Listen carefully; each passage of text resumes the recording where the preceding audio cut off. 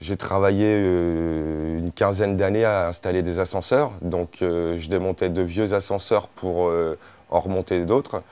Et ce qui s'est passé, c'est que ces vieilles pièces, on les emmenait sur les décharges métalliques. Et à partir de là, quand j'ai vu cet amas de ferraille et la création qu'il pouvait s'y faire, ben, j'ai commencé à en ramener un petit peu à la maison et commencé à construire quelques petites pièces. J'ai une quinzaine d'œuvres qui sont réalisées. Plus des petits objets, donc ce qui est mobilier, et j'aime bien faire des luminaires, toujours pareil, à partir d'objets récupérés. Je pars pas sur une idée de ce que je veux faire, je pars plutôt avec les objets qui sont face à moi et à partir de là, je fais un puzzle.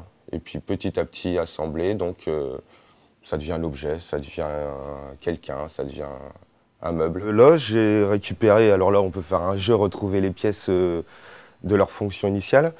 J'ai récupéré un hachoir, un vilebrequin, on peut retrouver une pioche. L'autre partie du hachoir pour faire cette béquille. C'est un puzzle qui finit par faire une œuvre en 3 dimensions. On peut retrouver chez le moustique la même chose. J'ai une théière, enfin des petites boules à thé, un presse-purée. Donc c'est la première chose qui m'a parlé. Quand j'ai vu cette forme-là, j'ai pensé tout de suite au moustique.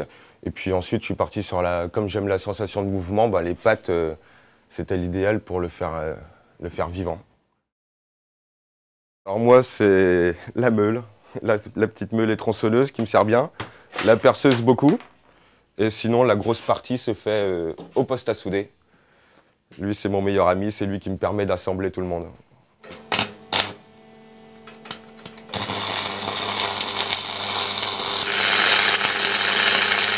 Donc là c'est le personnage qui va aller avec la moto, c'est parti sur un biker ça.